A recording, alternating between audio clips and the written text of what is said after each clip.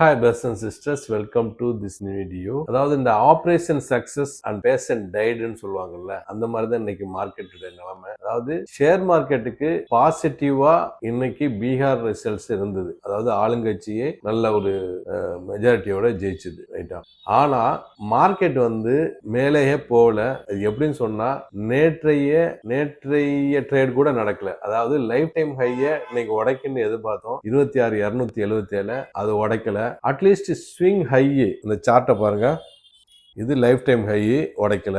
சரி, swing high 26,104 போட்டுச்சு 29 அக்டோபர்ல, அதையும் உடைக்கல. சரி, அட்லீஸ்ட் நேற்றைய ஹையாவது போய் தொட்டுச்சான்னு பார்த்தா நேற்றைய ஹையான 26,000 கூட 26,010 கூட போய் தொடல. சோ நான் ஏற்கனவே சொன்ன மாதிரி சக்சஸ், அதாவது எலெக்ஷன் ரிசல்ட் சக்சஸா மார்க்கெட்டுக்கு இருந்தது. ஆனா வந்து பிரயோஜனம் இல்லை, மார்க்கெட் ஒண்ணுமே ஏறல. அதை நம்ம தொடர்ந்து பார்க்க போறோம். அதே மாதிரி திங்கட்கிழமை என்ன ஆகலாங்கிறது நல்லாவே நம்ம அனலைஸ் பண்ணுவோம். அது முக்கியமாக இருக்கும். அதுவும் ஃபைனலா பாருங்க.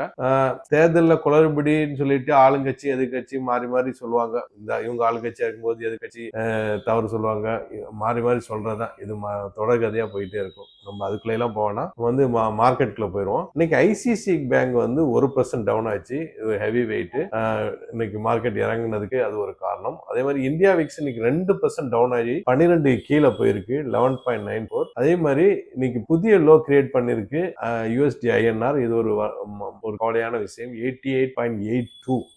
சரியா? அதே மாதிரி ஐடி ஸ்டாக்ஸ் வந்து இன்னைக்கு ஃபால் ஆயிருக்கு. காரணம் வந்து டிசம்பர்ல ரேட் கட்டு இருக்காதான்னு ஒரு டவுட்ல இன்ஃபோசிஸ், டெக் மஹிந்திரா, விப்ரோ இது எல்லாமே இறங்கி இருக்கு. சரி, காலையில கிஃப்ட் நிஃப்டி டவுன் ஆனதுனால கேப் டவுன் சொல்லி டெலிகிராம்ல அப்டேட் பண்ணியிருந்தேன். டெலிகிராம்ல ஜாயின் பண்ணாதவங்க லிங்கை பயன்படுத்தி ஜாயின் பண்ணிக்கங்க. ஃபேக் ஐடியில ஜாயின் பண்ணி ஏமாந்துட வேண்டாம். அதே மாதிரி எனக்கு ஆதரவளிக்க விரும்புறவங்க ஜாயின் பட்டனை கிளிக் பண்ணி பே பண்ணி ஆதரவளிங்க. ஆதரவளிக்க அனைவருக்கும் நன்றி. சப்ஸ்கிரைப் பண்ணாங்க, சப்ஸ்கிரைப் பண்ணிட்டு பெல் ஐகானை கிளிக் பண்ணிக்கங்க. லைக் பண்ண மறந்துடாதீங்க. வாங்க வீடியோக்குள்ள போகலாம். நேற்றைய க்ளோஸ் 25,879. இந்த 5 மினிட்ஸ் கேண்டில் பார்த்தா இந்த இடம் தான் 879. இன்றைய ஓபன் 25,767. 100 பாயிண்ட்ஸ் கேப் டவுனா இன்னைக்கு ஸ்டார்ட் ஆச்சு. காலையில 8 மணிக்கு ரிசல்ட்ஸ் ஆளுங்கட்சிக்கு சாதகமா வந்த உடனே 3 மணி வரையே 25,750 டு 25,850 பல தடவை, கிட்டத்தட்ட 10 தடவை மேலே கீழே அடிச்சுட்டே இருந்தது, ஊசலாடிட்டே இருந்தது. பாருங்க, ஒரு கிட்டத்தட்ட ஒரு இசிஜி மாதிரி, இசிஜி லைஃப் லைன் இருக்கும். அதே மாதிரியே பாருங்க, 1 மேல, 2 கீழே, 3 மேல, 4 கீழே, 5 மேல, 6 கீழே, 7 மேல, 8 கீழே, 9 மேல, 10 கீழே, 11 மேல, இப்படி லைஃப் லைன் டப்பு டப்பு டப்பு டப்பு டப்புன்னு 100 தடவை, சரி 10 தடவை மேல கீழே இன்னைக்கு அடித்தது. சரியா? கடைசியா ஃபைனலா 3 மணிக்கு மடமடன்னு எரிச்சு பாருங்க, கிட்டத்தட்ட 150 பாயிண்ட்ஸ் அப்பாயி 25,916 முடிந்தது. 26,000 மேல கூட க்ளோஸ் வைக்க முடியாம மார்க்கெட் இன்னைக்கு நெகட்டிவ்ல தான் முடிஞ்சிருக்கு. இது டே கேண்டில்ல மாத்துறேன். இன்றைய open 25,767, high 25,940, low 25,740, close 25,910. 30 points அப், 200 பாயிண்ட்ஸ் இன்னைக்கு கிரீன் கேண்டில் போட்டிருக்கு, ரைட்டா? இன்னைக்கு சப்போர்ட் வந்து மறுபடியும் 25,700, ரெசிஸ்டன்ஸ் 26,000, அப்புறம் லைஃப் டே ஆன 26,277. இன்னைக்கு green candle 28, red candle 23. Top gainer Thyrocare. இந்த தைரோகேர் பத்தி நேற்று ஒரு காசு சொன்னால இன்னொரு இது கூட மறந்துட்டு சொல்லிடுறேன். நிறைய பேருக்கு இங்க சென்னை சுற்று வட்டத்துல ஹைடெக்னு ஒரு லேப் இருக்கும். அந்த லேபை கூட தைரோகேர் வாங்கினாங்க. இதுவும் இதே காலகட்டத்துல தான் நடந்தது. எவ்வளவு பேர் இந்த ஸ்டாக்குங்க எல்லாம் வாங்கிருக்கேன்னு தெரியல. ஆனா இந்த ஸ்டாக்கையும் வாங்கிருக்குன்னு சொல்றது இல்ல. சிப்பு வந்து வாழ்க்கையில வச்சுக்கோங்க, அதுதான் நமக்கு வெற்றி கொடுக்கும். சிப்பு பத்தி நீங்க நல்லாவே அனலைஸ் பண்ணுங்க, ஆராய்ச்சி பண்ணுங்க. உங்க ஃபைனான்ஸ் அட்வைசர்ட்ட அட்வைஸ் கேட்டுங்க. I am not a SEBI person. யார் யாரெல்லாம் இந்த ஸ்டாக்ல வச்சிருக்கீங்க, ஷிப்லாம் பண்ணிட்டு வரீங்கிறத கமெண்ட்ல போடுங்க. சரியா? சரி, top gainer Thyrocare 5% up, BEL 1% up, Trent 1% up, state bank 1% up. Top loser Infosys 2% down, Eicher motor 2% down, Indus India 1.25% down, JSW steel 1% down. Bank Nifty போயிடலாம். பேங்க் நிஃப்டி இன்னைக்கு புதிய லைஃப் டைம் கிரியேட் பண்ணும்போது ஒரு ஐயத்துல வேகமா போச்சு. ஆனா கிரியேட் பண்ணல. 58,590லயே கீழே 58,517 முடிஞ்சிருச்சு. லைஃப் டைம் ஹையான 58,615 பிரேக் பண்ணல. இன்னைக்கு 58,050 டு 58,590 இந்த சார்ட்டை பாருங்க. அதுலயே 500 பாயிண்ட்ஸ்லயே முடிந்தது. ஐசிசி பேங்க் இன்னைக்கு 1% டவுனு கீழே இறங்கிடுச்சு. இண்டஸ்ட் இந்தியா ரெண்டும் ரெட் கேண்ட்ல இருந்து பாக்கி எல்லாமே கிரீன் கேண்ட்ல. சப்போர்ட் 58,000 ஆகும், ரெசிஸ்டன்ஸ் 58,615 ஆகவும் இருந்தது. கோல்டை பொறுத்தவரை அது ஒரு ரெசிஸ்டன்ட் 3 நாளா தொடர்ந்து இந்த இடத்துல இருக்கு பாருங்க. $4,250 ஒரு ஸ்ட்ராங்கான ரெசிஸ்டன்ஸ் நம்ம சொல்லியிருந்தோம். ஏற்கனவே இந்த 4 கேண்டில் இருக்கு பாருங்க. அந்த இடத்த பிரேக் பண்ண முடியாம மார்க்கெட் கீழே தள்ளுது. இப்ப 4,153 இருக்கு. இதோட லைஃப் டைம் ஹை வந்து 4,381 நம்மளுடைய ஞாபகம். அதே மாதிரி 3,886 இருந்து மேல போச்சுங்கிறத நம்ம கவனத்தில் வச்சுக்கணும். இப்ப 11,740 போர்ட் ரேட்டு. வெள்ளி வந்து 180, கிட்டத்தட்ட சவரன் 93,920 விற்கப்படுது. வெள்ளியை பொறுத்தவரை வெள்ளிக்கு மாத்திரம் பாருங்க, அது அப்படியே கோல்ட ஃபாலோ பண்ணுது. ஃபாலோ பண்ணி புதிய லைஃப் டைம் ஹைக்கு உடைக்கிறதுக்கு முயற்சி எடுத்துச்சு. அதாவது லைஃப் டைம் ஹை வந்து 54,485, 52, 54,393 வரை போச்சு. ஆனா உடைக்க முடியல.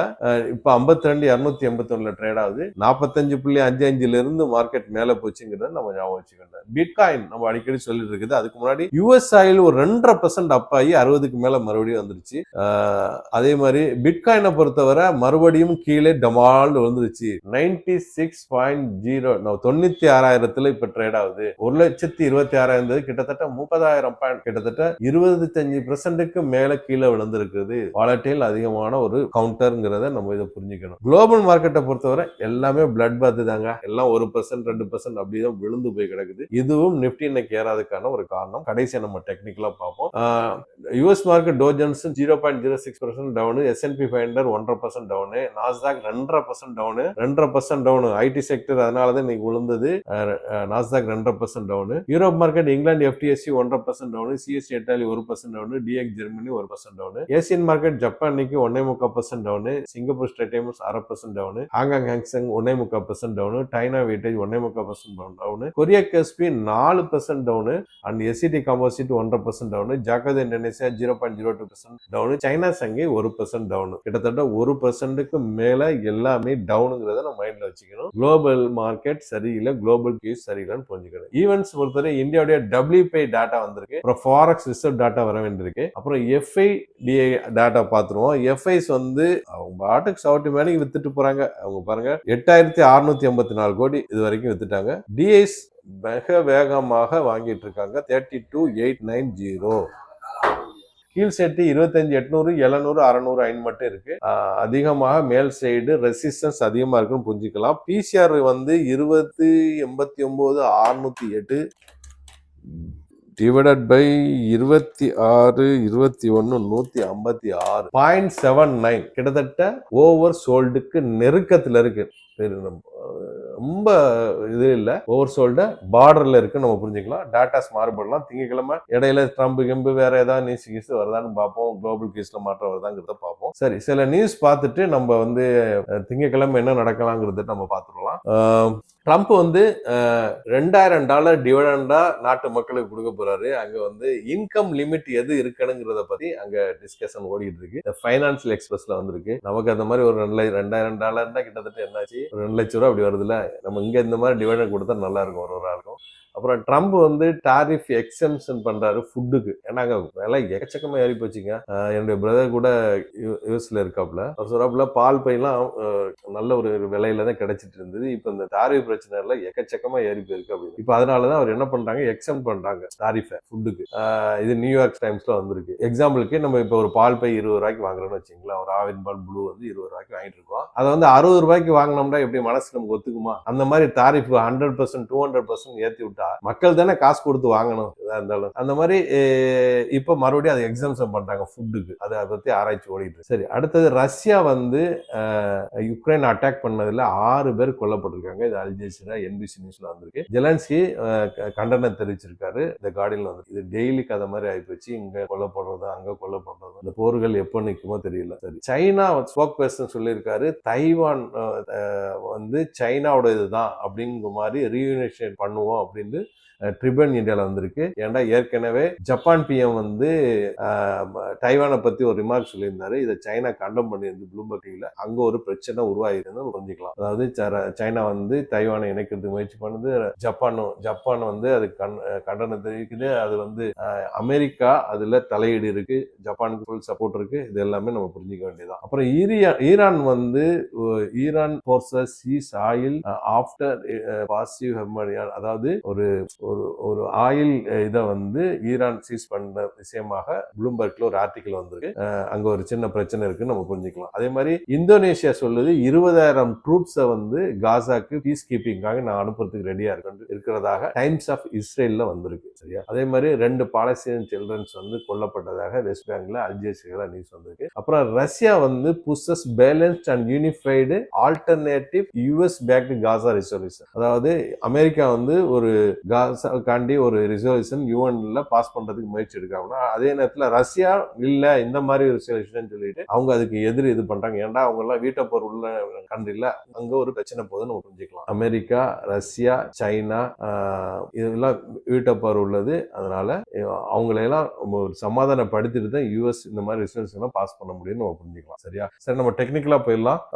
டெக்னிக்கலா இப்ப கொஞ்சம் பிரச்சனைகள் இருக்குது நிஃப்டிக்கு. அதை நம்ம புரிஞ்சுக்க வேண்டியதா என்னென்ன நெகட்டிவ்ங்கிறத பார்த்துருவோம். எஸ், பெருசு பண்ணிடுறேன். எஸ், இதுதான். இது ஒரு வெஜ் பேட்டர்ன் போட்டிருக்கு. அந்த வெஜ் பேட்டர்னுக்குள்ளே இருக்கு. பிரேக் அவுட் கொடுத்துட்டு மேல போனா மேல மூவ் ஆகலாம், கீழே வந்தா கீழே மூவ் ஆகலாம். நம்பர் 1. இதுல வந்து 26,000 இந்த இடமெல்லாம் பாருங்க. 26,000, 26,100 அண்ட் லைஃப் டைம் ஹையான இந்த சுருக்குனா தான் தெரியுது. இந்த இடம் 26,277, 26,300 வச்சுக்கோங்க. இது எல்லாமே ஸ்ட்ராங்கான ரெசிஸ்டன்ஸ். ரொம்ப நாளா இந்த வெரி வெரி ஸ்ட்ராங் ரெசிஸ்டன்ஸா மாறி இருக்கு. சோ இதை உடைக்கிறதுக்கு ரொம்ப பாடுபடுதுன்னு புரிஞ்சுக்கலாம். இது நெகட்டிவ் தான். ஏன்னா ஈஸியா மார்க்கெட் மேல போயிட்டா மனமனு போயிருக்கும். இது வந்து ஒரு வருஷமாவே இந்த இடத்துல சுத்திட்டு இருக்கு. நம்பர் 1. அதே மாதிரி ஆப்ஷன் செயின் நம்ம ஏற்கனவே பார்த்த மாதிரி மேல எக்கச்சக்கமா ஓப்பன் அட்ரஸ் அடிச்சு வச்சிருக்காங்க. இதுவும் மார்க்கெட் நெகட்டிவ் தான்.